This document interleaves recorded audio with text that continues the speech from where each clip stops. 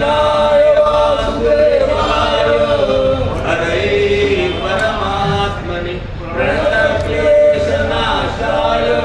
गोविन्दाय नमो नमः गोविन्दाय नमो नमः गोविन्दाय नमो नमः अत्रिपुत्रो महादेवो दत्तात्रेय महामुनि तस्य स्मरणमात्रेण सर्व पाप प्रमुच्यते सर्व पाप प्रमुच्यते सर्व पाप प्रमुच्यते वाराणस्यां भैरवदेव संसार भयनाशनम् अनेक जन्म कृतं पापं दर्शनेन दर्शनेन विनश्यन्ति दर्शनेन विनश्यन्ति श्रीराम जय राम जय जय राम श्रीराम जय राम जय जय राम श्रीराम जय राम जय जय राम श्रीराम जय राम जय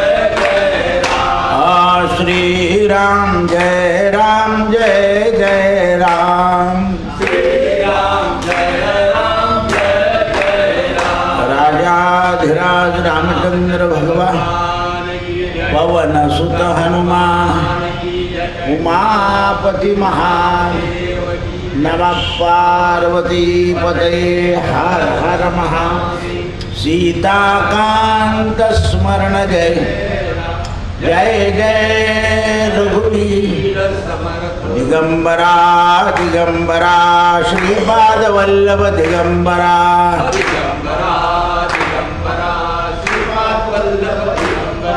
दिगंबरा दिगंबरा श्रीपाद वल्लभ दिगंबरा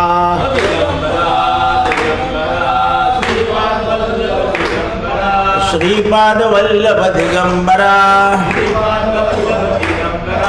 दिगंबरा दिगंबरा श्रीपाद वल्लभ दिगंबरा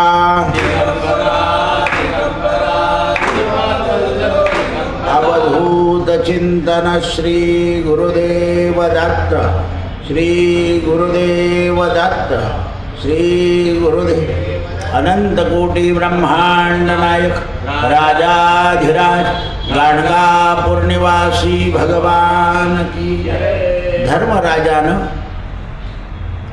भीष्म पितामहांना प्रश्न विचारला.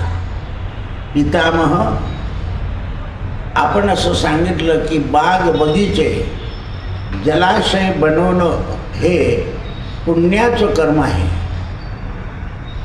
तर माझ्या प्रजेला बाग बगीचे बनवल्यानंतर किंवा तलाव बनवल्यानंतर त्या तलावाचं बाग बगीचांचं ज्ञान होऊन त्यांनी त्यांची सुव्यवस्था राखावी असं ज्ञान सांगा. कारण जगामध्ये गोष्टी निर्माण होतात पण मनुष्य त्याची अव्यवस्था करतो. कचरा नदीमध्ये आजही मुंबईत टाकला जातो पाणी कमी झाल्यावर. तर कचरा टाकण्याकरता नदी नाही आहे. मग तिला जून महिन्यात साफ करताना लाखो रुपये खर्च करायला लागतात. दरवर्षी येतं. आणि हे भाजीवाले त्या नाल्यांमध्ये भाज्या धुतात. आणि तरी लोक, आपण म्हणतो लोक सुशिक्षित झाले. आता पहा सुशिक्षित आहे का, त्याला दंड ठोका. तर हे जे ज्ञान आहे हे राहिलं पाहिजे. आणि हे सगळं पुराणात दिलेलं आहे. पुराणात दिलेलं आहे की तुम्ही जर असा उद्योग केला तर तुम्हाला पाप काय लागेल. तर कलियुगात पाप पुण्य मानायचं नाही म्हणून मनुष्य कसाही वागतो. भीष्म पितामह म्हणाले, धर्मराजा, जे दृश्य सुंदर दिसतं,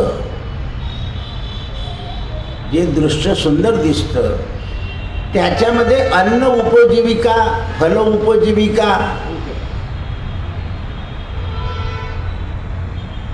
जसा एखाद्या नौकराला शेतकरी बोलला की तुला जास्ती झालं तर तू बिडी पितो आणि काडी तशी तशी फेकून फेकून कडवा पेटतो. त्याला हे कळत नाही की आपण इतक्या जनावरांचा चारा नाश केला, मालकाचं नुकसान झालं पण जनावरांचा नाश, तेवढ्या जनावरांचं पाप त्याला भोगावं लागतं. तो संताभक्त काडी फेकून देतो, पण त्याला जर कळालं हे की आपल्या काडीमुळे मालकाचं नुकसान पैशाचं झालं, पण इतक्या जनावरांच्या पोटातलं चारा आपण नाश केला, ते महापाप लागतं.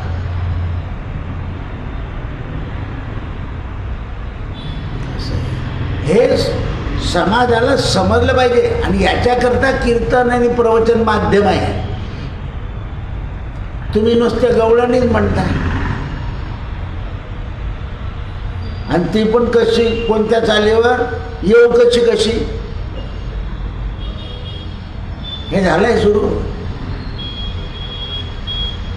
त्यामुळे समाजाचं कर्तव्य आणि अकर्तव्य हे समाजाला समजत नाही आहे. परवा मी संक्रांतीला बसलो ना, तर 2 सुशिक्षित भगिनी आल्या. मला म्हणत, दादा तुमचं भागवत कधी आता? म्हटलं आता गजानन महाराजकडे. म्हणे का बरं? म्हणजे मी आता इथे भागवत ऐकायला गेली होती त्या महाराजबरोबर, एका दिवसात 27 गाणे म्हटले म्हणे त्याने, आणि मला तर भागवत ऐकायचं आहे. म्हटलं मग तू गजानन महाराज मंदिराकडे ये किंवा यूट्यूबवर ऐकून ये. नाही म्हणे, यूट्यूबवर ऐकणं आणि समोर बसून ऐकणं यात फार फरक असतो, असं कळतं माणसाला. कारण यूट्यूबवर किंवा मोबाईलवर ऐकताना बुद्धी विचलित होते, इकडे तिकडे जाते. समोर बसल्यात म्हटलं मग माझ्याकडे तर समोर बसलेले माणसं झोपतात, अशी परिस्थिती आहे. ही जी बुद्धी आहे ना, विचलित होऊन जाते. ते शेवटी यंत्र आहे. आता तर यंत्र सांगतं तुम्हाला कोणता ब्लड प्रेशर आहे, शुगर आहे, तर त्याची गोळी यंत्र सांगतं. ते हे यंत्रयुगावर विश्वास ठेवू नका. पण तुमची गोळी किती कॅपॅसिटी घेण्यात लायक आहे हे डॉक्टरच सांगेल. 500 का 1000 का 100, त्याच्याकरता तो शिकला आहे. म्हणून प्रवचन आणि कीर्तन हे शिकून आचरण असलं तरच त्याचा प्रभाव पडतो, नसेल तर पडत नाही. कीर्तन झाल्यावर मग बुवाने सांगितलं मला पिझ्झा घेऊन आहे, म्हणजे काय होईल?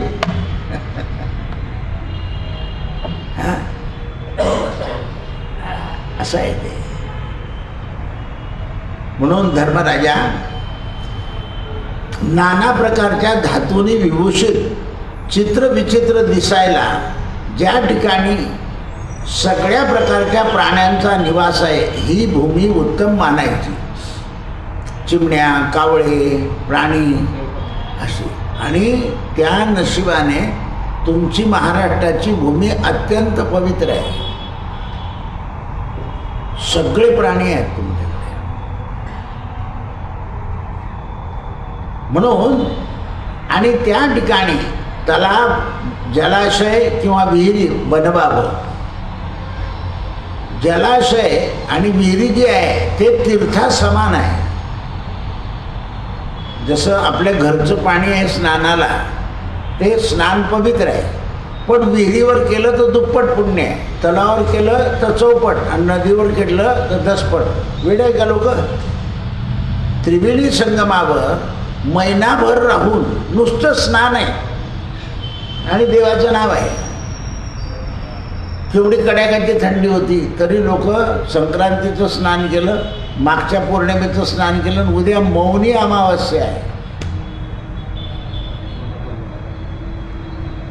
तर त्याचं कोटी गुणा पुण्य आहे. पूर्वी इतकी गर्दी व्हायची नाही, त्यामुळे त्या लोकांना त्रास न व्हायचा. आता त्या लोकांना त्रास फार होतो. हे लगेच गांडू घेऊन जातात, तुम्ही किती दिवस झाले तप करताय. तो काट्यावर झोपलेल्या महात्म्याला हा विचारतो पत्रकार, तुम्हाला काट्या टुचत नाही का? माझ्यासारखा असता तर त्याला सांगितलं असतं तो झोपून पहा. तो बोले हे तप आहे, एवढंच उत्तर दिलं त्याने. काट्यांवर झोपलाय तो, अंगावर पण काटे वरतून. गुरुजी तुम्ही विचार करा. मग इतकं कडतर तप करायचं काय? तो तुझा विषय नाही, तो तुझा. एखादी बाई असते बघा, तिचं कडक उरत असतं, नवरा म्हणतो तू काही खाऊन घे ना, काय बावळटपणा लावला, हा तुमचं झाल्यावर खाऊन गेली एवढंच सांगते ती, पण खात असं आहे. कारण ते व्रत जे आहे त्याला, व्रताची ज्याला महती आहे, तर तुम्ही आजारी आहे असं कडक व्रत करायचं नाही, त्याच्याकडून सहन होतं काट्यावर म्हणून तो करतोय, आहे ते व्रत आहे. त्या काट्यापेक्षा संसारातले काटे किती वाईट आहे.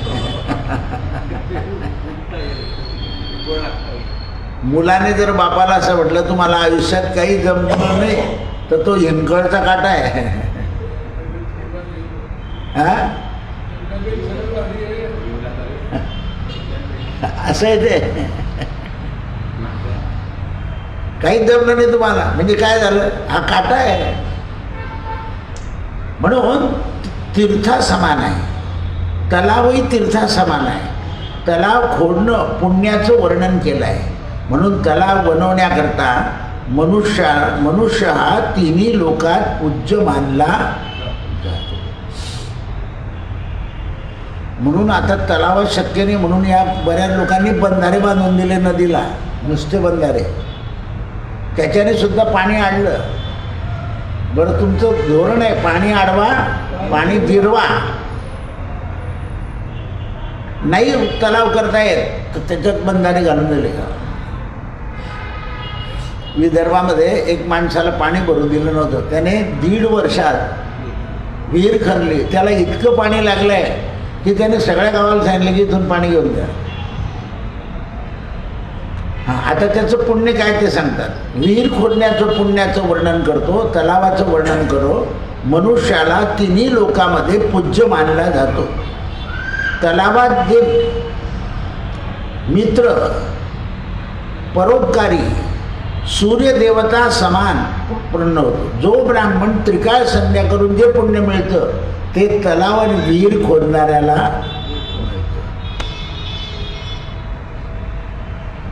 तो मजूर जरी विहीर खणत असेल, मालकाकडून पैसा घेत असेल, तरी खोदण्याचं पुण्य त्याला मिळतं. कारण विहीर खोदणं म्हणजे फारच हिंमत ठेवावी लागते, श्वसनक्रिया ताब्यात लागते, खाली प्राणवायू कमी असून सुद्धा ती खणायची आहे.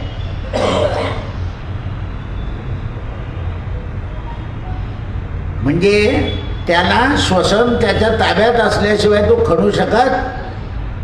बरं, अंगावर वस्त्र ठेवता येत नाही, आता तरी टोप्या निघाल्या आहे, डोक्यावर काही पडू नये म्हणून. पूर्वी तर पटकन बाजूला व्हावं लागायचं. आता पुष्कळ सुधारणा आहे, त्या लोखंडावरती लागून जातं तर डोक्याला लागत नाही. म्हणून तलाव करणाऱ्याला हा परोपकारी गणला जातो आणि सूर्यदेवता त्याचं कायम रक्षण करते खोदणाऱ्याचं. सूर्यापासून जे उपद्रव होणार आहे ते त्याला होत नाही. काम कष्टाचं आहे, पण रक्षण करणारा कोण आहे? जगतपिता,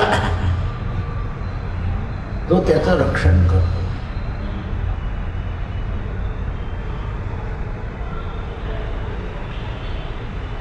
पोखरणं, खोदणं अशाने माणसाची कीर्ती सर्वोत्तम होते. म्हणून धर्म अर्थ काम रूपी फल त्यांना आपोआप प्राप्त होतात. देशामध्ये तलाव बांधण्याचं एक पुण्य आहे, त्या समान क्षेत्र आहे. 4ही प्रकारचे प्राणी त्याचे आश्रयित आहे. तलाव कोणाचा आहे? 4. जारद, स्वादद, अंडद, हे 4ही प्रकारचे प्राणी जे आहे ते तलावाचे आश्रयित आहे आणि तलाव त्यांचा आश्रय आहे. वाघ सुद्धा पाणी पितो, हरण पाणी पितं, हत्ती पाणी पितो, मनुष्य पाणी पितो, हरण पाणी पितं. त्याच्या आश्रयीत जेवढे लोक आहे, जेवढ्या लोकांनी ते पाणी वापरलं त्याचं पुण्य करणाऱ्याला प्राप्त.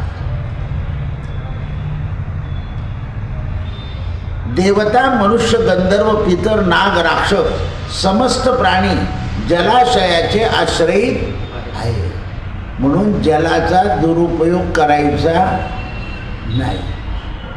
आता ऋषींनी तलाव बनवण्याकरता अनेक प्रयत्न केले आणि राजांनाही प्रवृत्त केलेलं आहे. म्हणून जे अग्निहोत्राचं फल ब्राह्मणाला मिळतं ते तलावाचं रक्षण करणाऱ्याला सुद्धा मिळतं. पण प्रत्येकाचं पुण्य जास्त वेगवेगळे आहे. सीमेवरच्या जवानाला सगळं पुण्य मिळतं कारण तो सगळ्यांचं जीवनाचं रक्षण करतो. म्हणून आपल्याकडे शुक्रवारी होणारी आरती जी आहे ती 2 लोकांकरता आहे. आज कळेल तुला. जवान आणि शेतकरी यांची आत्महत्या होऊ नये म्हणून शुक्रवारचा नियम आहे काही वर्षापासून. कारण मध्ये फार हत्या व्हायच्या तेवढा आम्ही ठरवलं देवीचं. ते एकदा जवान आला होता त्याला आरती दिली म्हणजे माझ्या हाताने का तर म्हटलं ते त्याने तिथे सुरू केलेली आहे त्याच्या प्लॉट. या लोकांकरता सगळ्यांनी देवाजवळ दुवा मागितली पाहिजे, शेतकऱ्याकरता आणि जवानाकरता. जय जवान जय किसान. कारण हे पोषक आणि रक्षक आहे. ज्याप्रमाणे रक्षकाला काही सुख मिळत नाही त्याप्रमाणे पोषकाला सुद्धा भाव मिळत नाही. हे काय आहे?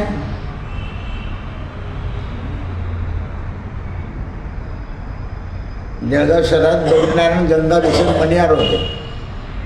यांचा एकच उद्योग होता ते असं काही कुठे असं दान कमी करायचं.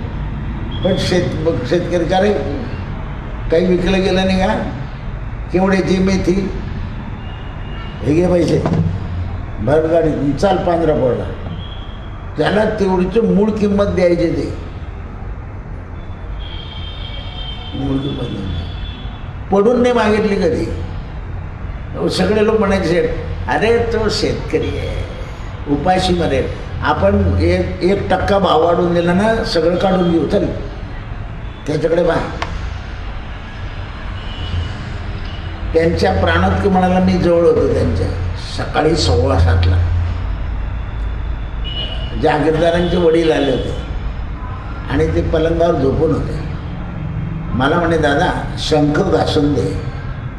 मी शंख घासून दिला. शेठला सांगितलं की बा तुम्हाला आता लघवी होईल. तुम्ही जर इथे लघवी केली पलंगावर तर तुम्ही राहाल आणि तुम्ही जर बाथरूममध्ये जायचा हट्ट धरला तर मी चाललं जाईल. शेठ म्हणे मी पलंगावर लघवी करणार नाही. जायचं काय आज आहे उद्या आहे तुमच्या समोर जाईल म्हणे. ते बाथरूमला गेले तिथे पडले पण ते नाही केलं. सगळ्यांना वाईट वाटलं. मला वाईट नाही वाटलं कारण पलंगावर मरणं हे घातक आहे. मृत्यू कुठे आला पाहिजे चालता बोलता. ते शेठला माहिती. अरे म्हटलं हे सगळं भाज्यांचं पुण्य उपगाला गाईला खोगाला. मरण तर केव्हा घेणार कुठे घेणार पण पलंगावर यायला नको. आता कलियुगात तर सगळं सह्य मरण आहे. आता भीष्मपितामांचं उत्सव सुरू होईल परवापासून सोमवारपासून. तर देवाला सुद्धा कळालं नाही की शय्या काय. शय्यावर झोपले होते भीष्म आणि द्रौपदीने विचारलं की मामाजी तुम्हाला एवढा त्रास कसा. अगं म्हणे त्रास नाही मी माझ्या इच्छेने मरणार आहे. भगवान म्हणे नाही तुम्ही द्रौपदीचं विटंबन डोळ्यानं पाहिलं म्हणून तुम्ही शय्यावर झोपले म्हणे. अरे म्हणे वेडा आहे तू काढू बस एवढंच विचारलं तेव्हा. ते म्हणे काढा. एकच फुंकर मारली पद्मासन गारलं आणि चल ये म्हणे समोर. आता तर जगाला दाखवलं त्यांनी. देवाला समजत नव्हतं काय हे. तर जगाला दाखवण्याकरता देवाने ते काम केलं आहे. काही कीर्तनकार काय सांगतात देवाला समजलं नाही ते भीष्माला समजलं. अरे गुच्छ भीष्म त्याच्या नावावर तर भीष्म मोठा होता.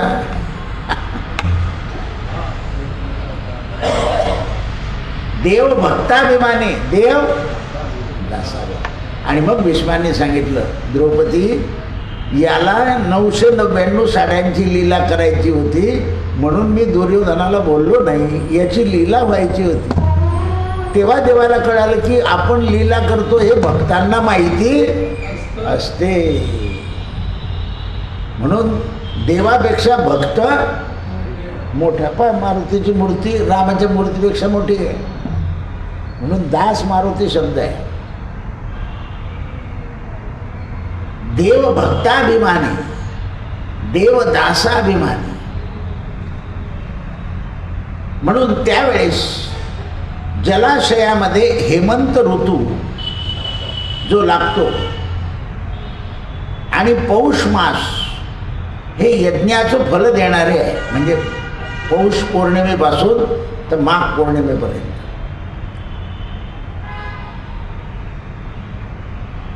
यज्ञाचं फल सुवर्ण दक्षिणा दान दिल्यानं जे मिळतं ते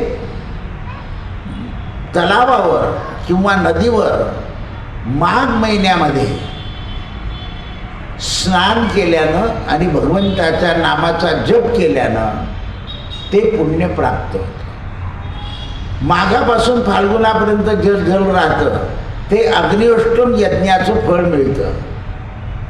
म्हणून तलाव बनवल्यानंतर चैत्र वैशाख मास समाप्त होत नाही तोपर्यंत ज्या तलावात पाणी असत असेल त्याला सगळंच पुण्य प्राप्त होतं. आणखी ज्येष्ठ आणि आषाढाच्या 15 दिवसापर्यंत ज्या तलावात पाणी राहत असेल तिथे अश्वमेध यज्ञाचं फळ मिळतं. कोणाला?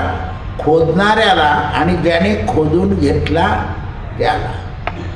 म्हणजे राजे श्रीमंत लोक तलावाचं काम करतात, तर जे तलावाकरता पैसा खर्च करतात त्यांनाही पुण्य मिळतं आणि जे मजूर काम करतात त्यांनाही पुण्य मिळतं. जसं आपल्या घरी आपण सत्यनारायण केला तर ते चौरंग वगैरे जे नौकर साफ करतात किंवा सामान आणतात त्यांनाही सत्यनारायणाचं पुण्य मिळतं. म्हणून पूर्वीचे लोक देवाचं काम स्वतः करत असेल आणि घरातलं काम दुसऱ्याला सांग, पुण्याची विभागणी होऊ देत नव्हते. आता गुरुजी तुम्हीच सामान घेऊन या सगळा, पुण्य बिण्य खड्ड्यात. ना गुरुजीलाही पुण्याची गरज ना यजमानालाही पुण्याची गरज. सगळं कॉन्ट्रॅक्ट दिलाय म्हणे आम्ही, गुरुजीच प्रसाद बाजून आणतील असं आहे. कारण पुण्य ही गोष्ट शिल्लक राहिलेली नाही. म्हणून कोणाचं पुण्य? पुण्यवंता पुण्यशीळा पावना परितोषका.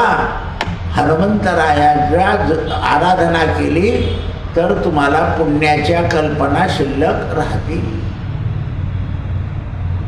कारण ती बुद्धीचं दैवत आहे.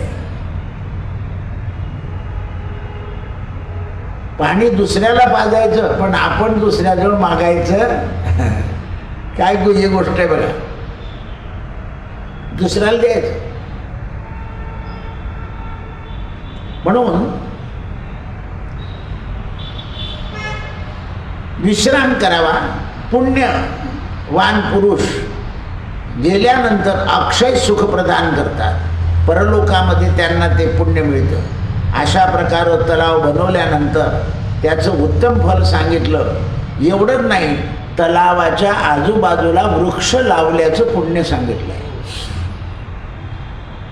पण ती काही अंतरावर असावी तलावापासून, कारण त्याचं पानं त्याच्यात पडायला नको.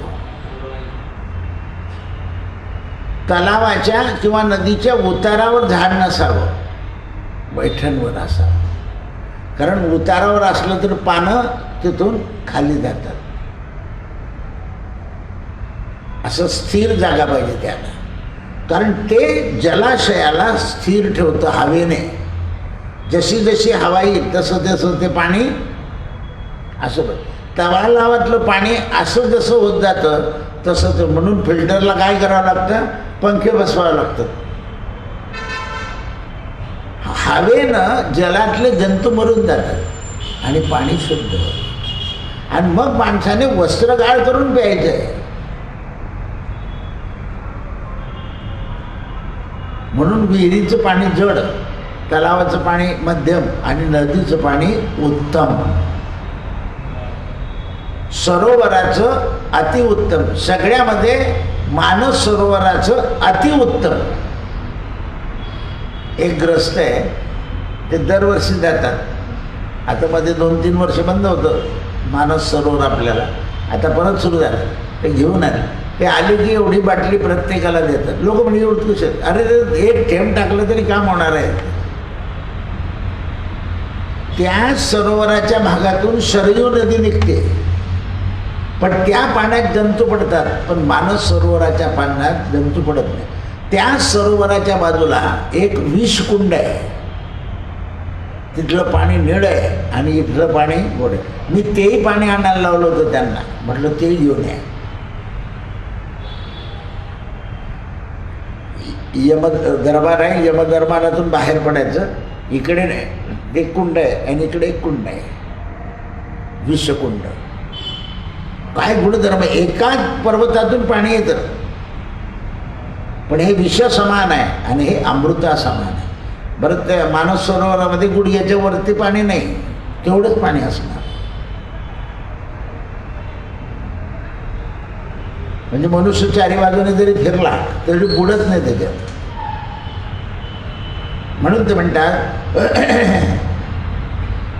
आता झाडं लावताना कोणती लावायची की जी पुण्य करतात.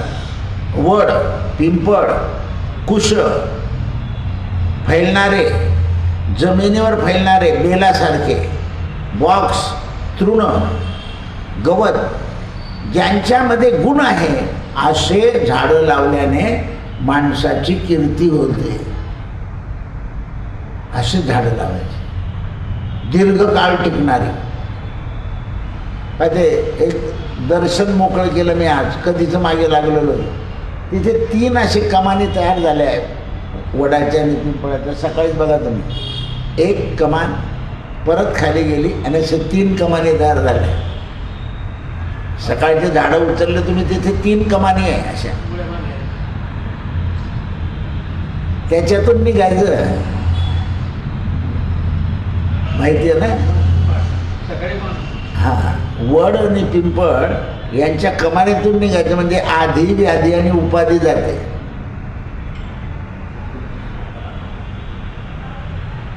त्या द्वारकेला खूप आहे असे वड दीर्घमध्ये.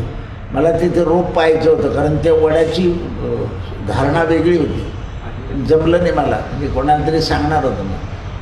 म्हणून ते म्हणतात मरण्यानंतर माणसाला फलाची प्राप्ती होते. संसारात त्याचं नाव तर राहतंच, पण परलोकात त्याचं नाव लिहिलं जातं. म्हणून नष्ट होणारी झाडं कमी लावायची आणि दीर्घ राहणारी झाडं लावायची, कारण भविष्यामध्ये संततीचा उद्धार झाडं करतात.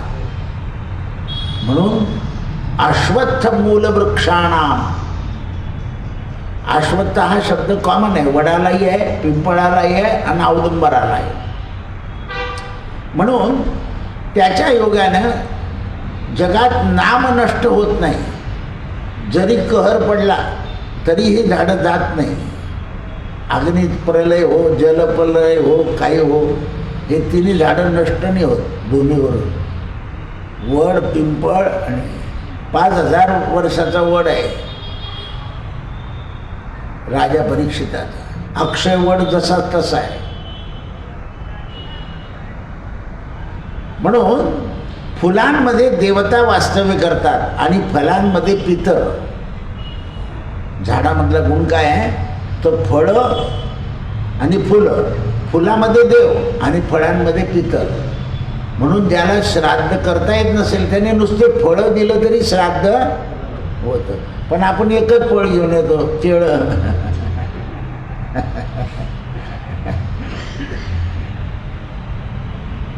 असं आहे ते. आता उद्या बघ केळं रामदेन लोक. यथा ऋतुकालोद्भव फलपुष्पाणी. ज्या ऋतूमध्ये जे फळं आहेत आणि जे फुलं आहे, म्हणून केळं कमी आणायचे. जास्ती दान केलं म्हणजे बदल होईल नाही, कारण ते लवकर नासणार आहे. त्याचा काय होतो? लवकर. जे लवकर नासत नाही असं दान करायचं असतं. मेरून इकडचे पाहुणे आले की शिखरण आणि इकडचे आले की श्रीखंड असं आहे ते.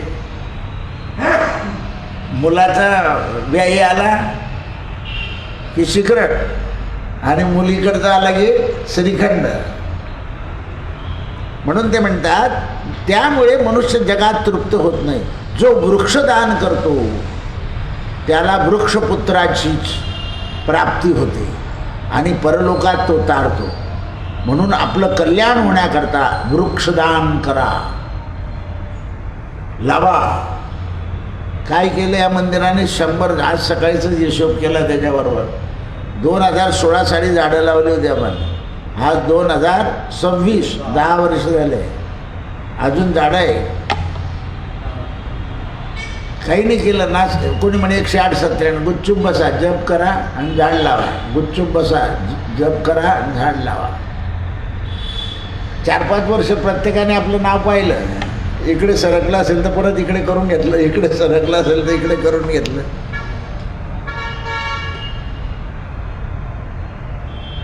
असं आहे. आणि असे लावले की पानं खाली पडत नाही, म्हणजे कचरा होत नाही. म्हणून ते म्हणतात मनुष्याला उचित काम केलं पाहिजे. असे वृक्ष लावावे की ज्याला फुलं फळं येतात. म्हणून आपल्या दारापुढे काटेरी वृक्ष लावायला नाही सांगितले. त्याच्यात बेलसुद्धा आहे, काटे आहे त्याला. शमीला सुद्धा आता सगळ्यांनी ते शमी लावा ते सोंदळ लावून राहिले, पण त्यांना शमीच लावली तर तिचे पानं तोडून टाकले. शमी शमयते पापम. कारण तुम्ही लोकांना जर फायद्याची वस्तू सांगितली तर ते झाड उपटून वाहून देतील. फायदा झाला पाहिजे माझा. मोठं झाड असेल तर त्याचे पानं सगळे काढायचे. तुम्ही छोट्या झाडाचे पानं काढली तर हत्या झाली ती. वृक्षाची हत्या आहे. मोठे झाडं छेदनाचं पाप नाही आहे. म्हणजे अतिविस्तृत झालेले झाडं जर छाटले आपण तर त्याचं पाप नाही आहे. कारण ते विस्तृत झाले तर त्यांचं आयुष्य कमी होतं. ते जेवढे कमी छाटले म्हणजे पुन्हा वाढतात, म्हणजे त्यांचं आयुष्य वाढतं. म्हणून छाटण आहे, नाही तर ते पडून जाईल. जास्तीत जड झालं तर कोलॅप्स होईल आणि पडल्यानंतर प्राणहानी होईल, जीवहानी होईल. म्हणून छाटायचे आहे. वीज पडते तेव्हा झाडाखाली जातो माणूस, आणि झाडच पडतं तर माणूस मरतो. म्हणून ते म्हणतात वृक्षावर धर्मदृष्टी ठेवा आणि वृक्षाला पुत्रा समान समजा. ज्याप्रमाणे आपण पुत्रांचा सांभाळ करतो, पुत्रांवर लक्ष ठेवतो, त्याप्रमाणे वृक्षांवर लक्ष ठेवा. एकदा पांडुरंग शास्त्री आठवले हे त्यांच्या त्या आश्रमामध्ये झाडांची देखरेख करत होते. चांगली चांगली झाडं आहे, हापूस आंब्याची वगैरे, साध्या आंब्याची, याची त्याची. तर गावातले गुजराती लोक त्यांना भेटायला गेले. दादा म्हणे थांबा, मी आलो, माझे इकडून बसा. त्या सगळ्या व्यापाऱ्यांनी तो बगीचा पाहिला आणि त्यांचा अंदाज केला की शास्त्री बुवांना दर वर्षाला आंब्याचे पैसे किती मिळत असतील. शास्त्री बुवा आले, हातपाय धुतले, बसले. काय अमुक ठिकाणी कार्यक्रम करायचा आहे. तर एकाने काढला दिवशी म्हणे शास्त्री बुवा साधारण आपल्याला आंब्याचं सरासरी उत्पन्न काय आहे? कारण खूप चांगले झाड आहे. तुमच्यासारखे येता खाऊन जातात, त्यामुळे उत्पन्न राहतच.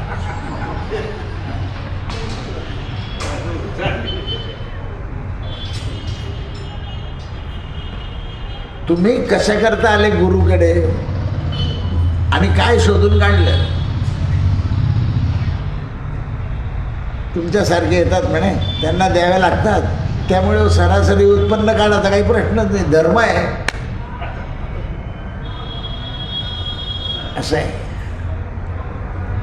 पूर्वी रस्त्याच्या झाडाने सुद्धा चिंचे आंबे विकून टाकावं लागायचे लोकांना, कारण लोक त्याचं वाटोळ करायचं, मग विकणारा त्याच्यातून सांभाळत असे, संरक्षण करत असे. अशा प्रकार पुत्रदृष्टी ठेवली पाहिजे, तलावावर पितृदृष्टी ठेवली पाहिजे वडिलांची. म्हणजे जसं वडिलांचा सांभाळ करतो आपण, तसं तलावाचा सांभाळ करतो. आणि नदीवर आईची दृष्टी ठेवली पाहिजे. म्हणून मनुष्य तलाव, विहिरी आणि बगीचे हे यज्ञाचं अनुष्ठान करण्याचं ठिकाण आहे. पण हे सगळं करताना सदा सत्य बोलेल त्याला हे फळ जास्ती मिळेल. जो सदा सत्य बोलेल त्याला जास्त फळ मिळेल. धर्मराजानं पुन्हा प्रश्न विचारला, महाराज वेदीच्या बाहेर काही दान सांगितलेलं आहे. सर्वश्रेष्ठ लोक म्हणतात दान पुण्यदातारानुसार करता येतं, तर कृपा करून मला दानाचं तत्व सांगा. धर्मराजा, संपूर्ण प्राण्यांना अभय दान देणं संकट समय हे सगळ्यात मोठं दान आहे, अभयदान. म्हणून पोलीस खात्याचं चिन्ह काय आहे? हात.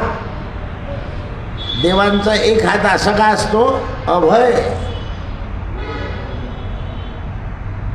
अभय आहे.